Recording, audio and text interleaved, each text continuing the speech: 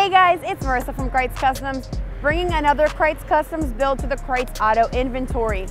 Here beside me, I have a 2018 GMC SLT crew cab, and we're going to take a look at the specs of what Krietz Customs has added to this vehicle.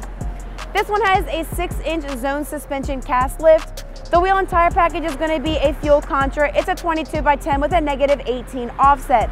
The finish is going to be gloss black and milled, and it goes from the center cap all the way to the outside, so it's a clean looking wheel and it's definitely a different style. The tire is going to be a Nitto Ridge Grappler. It's a 35/12/50/22. Great tire and a great wheel. It's a perfect package. Your fender flares are going to be your rough country pocketed fender flares, and they are painted to match the vehicle. Their running boards are going to be factory running boards. We can definitely switch those up if you choose to do so.